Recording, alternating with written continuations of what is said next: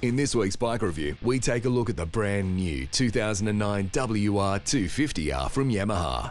The 2009 WR250R is an exciting new dimension in dual-purpose design that tantalizingly blends cutting-edge technology with visual beauty and an outstanding riding experience.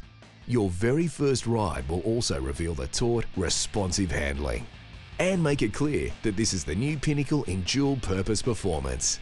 With the depth of appeal and reliability to satisfy a much wider range of riders, it has a brand new liquid-cooled 4-valve engine with fuel injection and adopts the same short-stroke dimensions as the YZ250F and the WR250F.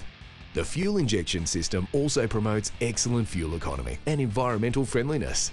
Sensors monitor the crank, intake air pressure and throttle position, and feed info to a super compact ECU unit to calculate optimum fuel volume and injection timing. A 3-stage expansion chamber-type muffler layout has been designed to bring the muffler closer to the machine's centre of gravity for lighter handling. And the air induction system and honeycomb-type catalytic converter further enhances this bike's environmentally friendly performance. Though not quite your everyday enduro motorcycle and dirt bike, the WR250R is Yamaha's most versatile two-wheeled machine, and one that can take you off-road and on pavement with the greatest of ease, thanks to a highly evolved and easily adaptive chassis and a potent fuel-injected quarter-litre engine. The WR250R is available in Australia now, and for a competitive quote on your comprehensive insurance, call QBE Insurance, the motorcycle insurance specialists.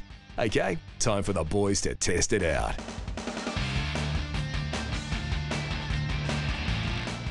When I first got wind that we're going to ride the WR250, I just expected a smaller version of the 450. I wasn't aware that they actually made this model. When I did get on it and start riding it, it was a little awkward. Through the tight bushy sections, it's not too bad. It certainly has no bottom end whatsoever. It's all mid-range and top end. This 250 is quite a bit smaller than the Enduro model 250, so it suited me down to the ground. I actually felt like I was a bit bigger on a bike, so that was good for me. But in saying that, it did make the enjoyment of riding the bike a lot better for me because I could tend to muscle around a little bit more. I think for a beginner, you'd be quite happy to start off on a bike like this. You would put a few more safety issues on it. I think handguards are fairly important in a bush and in any bike, and especially on a beginner's bike. When I rode this bike, I do have a reasonable size foot. It's size 13 boots, and I'd had a bit of trouble getting it on the foot peg with the pillion passenger peg on it as well. This thing's really heavy. I really struggled with the weight. I think the suspension's too soft for the weight of the bike and my riding style as well.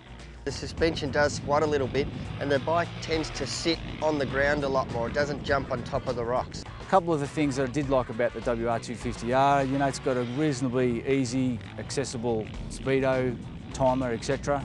Key start, electric start and a kick start, which is always good. It's nice and quiet, get you through the bush without anybody hassling you. My overall impressions of the WR250R, for what it's built for, it's a good bike. You know, it'll get you around from here to A to B with your mates, have a bit of fun. It's not going to win anything.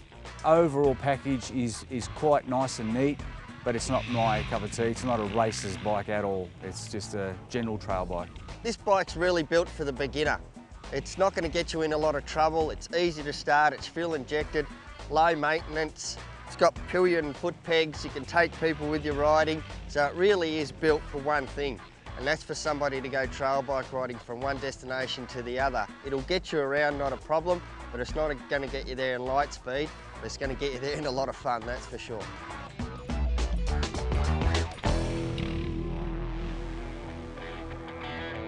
It's time to let the pro go!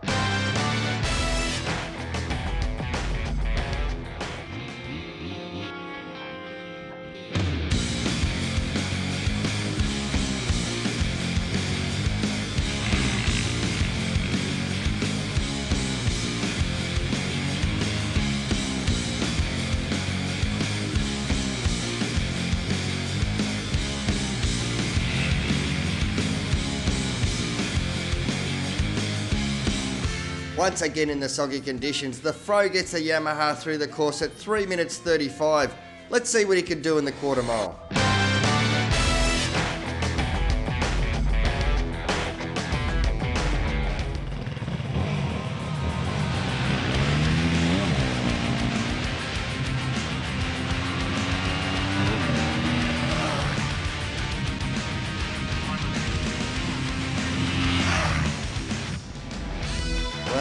he rips it through at a 10.88, a worthy effort by the WR250R.